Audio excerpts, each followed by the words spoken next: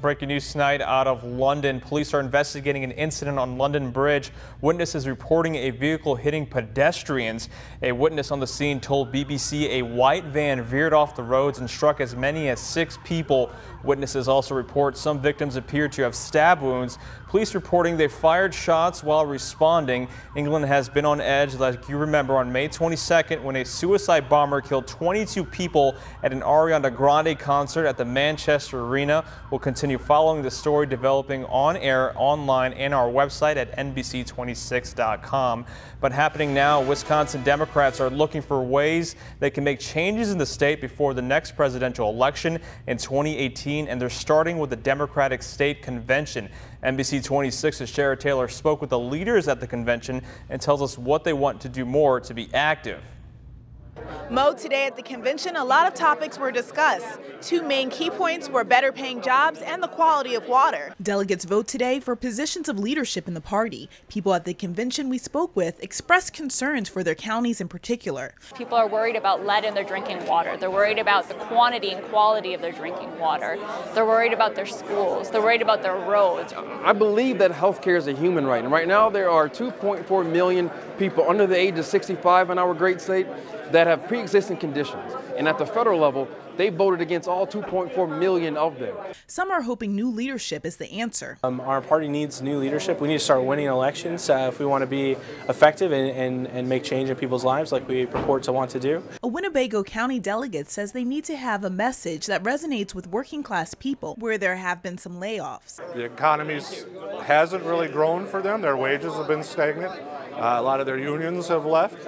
Democratic Party members are hoping to build the organization by knocking on doors, fundraising, and research. Keeping you connected in Madison, Shara Taylor, NBC 26. All right, thanks for that report, Shara. Now, covering America on NBC 26, former FBI Director James Comey is set to testify publicly at a congressional hearing on Thursday on Russia's meddling in the U.S. election. But the Trump administration could move to silence him. NBC's Kelly O'Donnell has more.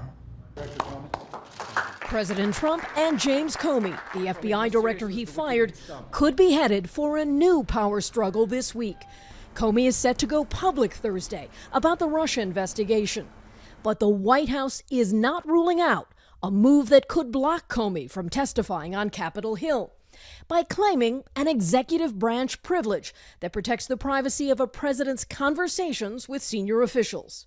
In a new letter, Democratic lawmakers warned the White House any assertion of privilege by the president would be seen as an effort to obstruct the truth.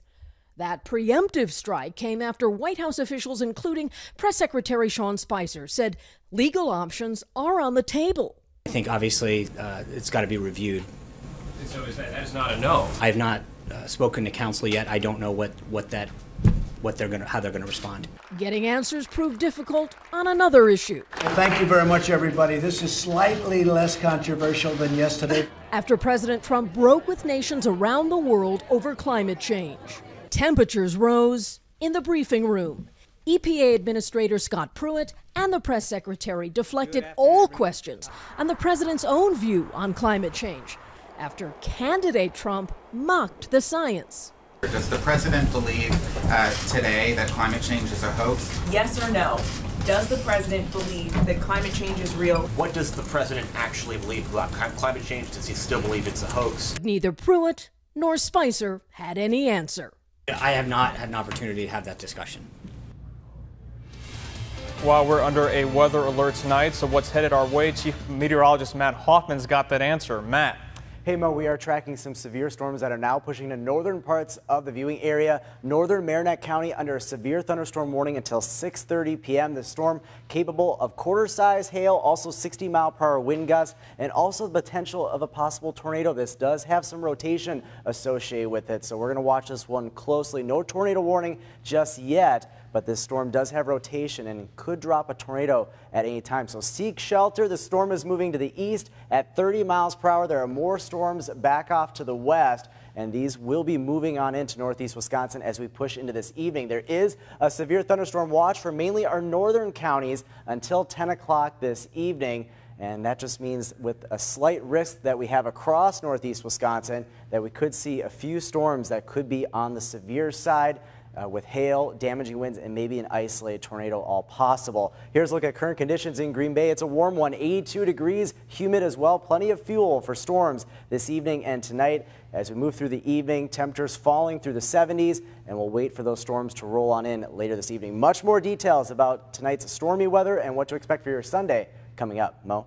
All right, thanks so much, Matt. Now, a woman is killed in a car crash in Manitowoc County just before 7 Friday evening. She's identified as 28-year-old Shayna Lancashire.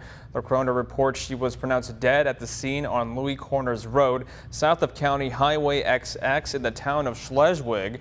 She was not wearing a seatbelt. The accident is still under investigation. Now for an NBC 26 follow-up, the suspect in a standoff with Menasha police is still at large. This all happened yesterday when police pulled over a vehicle in the 1100 block of Geneva Road. They say a man took his 2-year-old child into a nearby apartment. Officers discovered the man had a fake name and had active warrants. They tried getting him out, but the suspect refused. Police did get the 2-year-old out by getting a ladder to the second story of the apartment. Now, please contact the Menasha Police Department if you have any other information. A soggy, stormy morning couldn't stop determined bicyclists from taking part in the 28th MAC Fun Trek 100. It's the organization's biggest fundraising event of the year. Among those riding this year, former football and baseball star Bo Jackson, and another name you might be a little familiar with, Packers great Brett Favre. Happy to be a part of it, and happy that John has us back. How far are you going to ride today? I think 150, something like that, give or take. All right, so if anyone wants to do an extra 50 after you're done, line up with Brett. And Lauren Winfrey was in Waterloo for the start of the action. She brings you more. He couldn't stop, so I can't.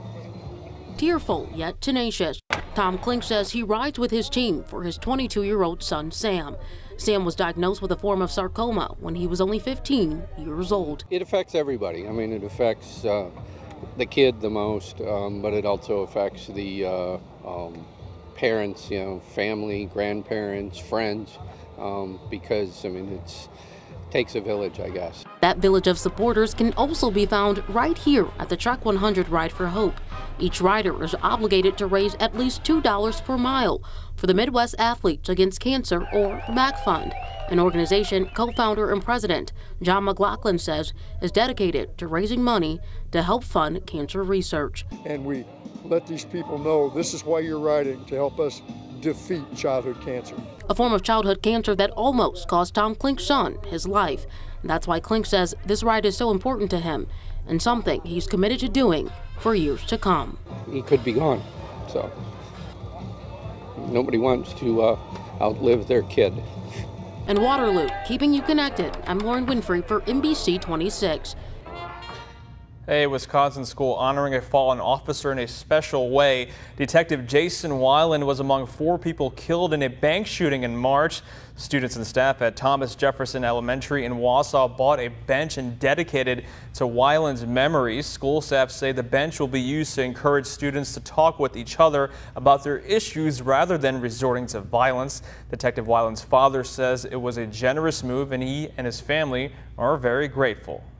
They don't really know you, but yet they still came together as a community or as a school to actually raise money, in behalf of Jason Weiland to make this bench, and I think that's really wonderful. Now, Weiland was also a former student at Thomas Jefferson. Still ahead on NBC 26, hundreds of walking their dogs, all to raise money for a great cause. See what it's all about after the break. But first, what's the weather looking like for the rest of the weekend? Your forecast is next.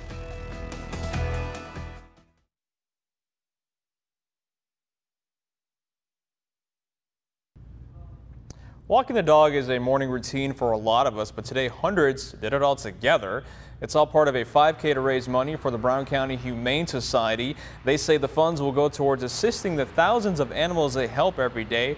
Organizers say while it's all for a great cause, they want the community to come out and just enjoy themselves. This one is a good time. It's, early June, so it's the start of summer, and we just felt like we needed something, obviously, for families to be able to do. Organizers say 600 people turned out last year. They believe this year's turnout is fairly close. And now, your Storm Shield forecast with NBC 26 meteorologist Matt Hoffman.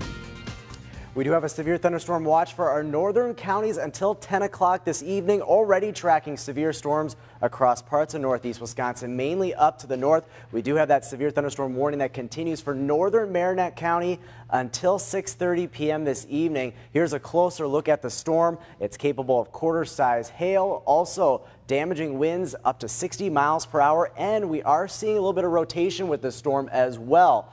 No tornado warning, but the storm has that rotation, so it could drop a tornado at any time. So seek shelter immediately as this storm continues to march east at around 30 miles per hour. There are more storms down to the south, one just to the east of Menominee. Nothing severe, but we are seeing these storms producing some heavy rain as well as some vivid lightning, gusty winds, and potentially some small hail with this activity back towards Anago and then moving into the Wausau area as well. So we are going to watch these storms closely as they continue to move east this evening. They are lighting up across central parts of the state and then back into southern Minnesota. So we'll watch these very closely across the area. We have a lot of warmth out there. Temperatures rising into the 80s today after some morning rain and thunderstorms. It's up to 82 degrees now in Green Bay, but look at that dew point. It is humid out there. 68 degrees, definitely feeling like summer. 81 degrees right now in Appleton. That dew point up to 64 degrees. Winds blustery out of the south-southwest. Temperatures around the region out ahead of those storms in the 80s, but we will cool off as those storms roll on through this evening and tonight. Winds out of the south, bringing up that warmer air and also that humidity. These dew points well into the 60s, fuel for those storms this evening and tonight as well. We're in that humid category, but tomorrow we will see the humidity back off as the day goes on. We have this cold front off to the west. That's what's touching off these storms across Wisconsin. The entire viewing area under a slight risk for severe weather tonight. That just means a few of these storms tonight could be strong to severe, damaging winds, hail, and even an isolated tornado. All will have to be watched for. Here's a look at high-res future radar showing those storms rolling on through as we go through the evening. There could be some breaks at times, but by the time we get towards later tonight, we will see that activity move off to the east and things will quiet down as we get into your Sunday. Tomorrow actually looking quite nice, a lot of sunshine, highs in the lower 80s, but there will be the chance for some more showers and thunderstorms tomorrow evening and tomorrow night. Here's a look at Skycast on your Sunday. Lots of sunshine, another warm one, windy as well, but then there are those showers and thunderstorms that'll move on in tomorrow evening, but those aren't looking severe. Monday we'll start off with some clouds and fog, and then we should see a nice day, but cooler with highs in the lower 70s for your Monday. Tonight, scattered storms, some of those possibly severe. Then tomorrow, highs up into the 80s again, mostly sunny, warm and windy with that chance for a storm in the evening. Your extended forecast looking like this. We cool things off Monday and Tuesday, breezy as well. And then some more rain and storm chances Thursday and Friday. So we will keep folks posted as we go on into this evening. Again, some of those storms could be severe. That severe thunderstorm watch up in the northern parts of our area continues until 10 o'clock. So we just got to get through tonight. Tomorrow looks okay. Doesn't look too bad tomorrow and still very warm. I'm just looking forward to Monday and Tuesday as well. A little bit of a cool down, yep. A little bit. All right. So coming up next, we'll have Voice of Tonight look right, but later on we'll have a couple of and some kids hit the baseball diamond, see what they had to say. And you want to hang with the pros? Some kids actually got to do that. Check out what they did this morning. A Germantown man was startled after he came face to face with a home invader, but this was no normal intruder. The sound of breaking glass got Carl Mans out of bed this morning. He then realized a deer had broken into his home. He got help from officers to get out the house, but luckily the deer did escape on its own through the back window. Can't even believe it. He went out this little section right here, a little bit of window. Now that deer did leave behind an antler and some hair as well. Hundreds headed to the baseball diamond for the 12th annual Miracle League game. The Miracle League is a nonprofit organization that gives children with mental or physical challenges a chance to play with teammates, all in a real organized league. Organizers say while it's a lot of fun, it's also more than just a game.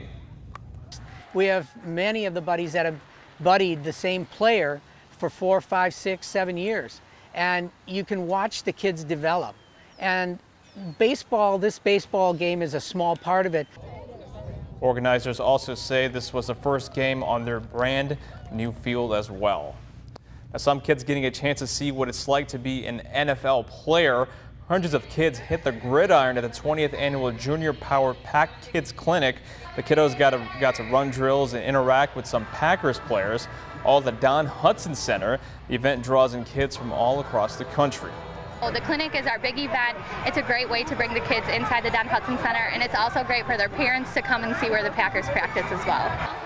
Now, this year's event brought in over 1,800 kids. Coming up next in sports, one local athlete makes history at today's state track and field meet. Plus, the Packers try their luck at a different sport besides football. All for good calls. We'll be right back after the break.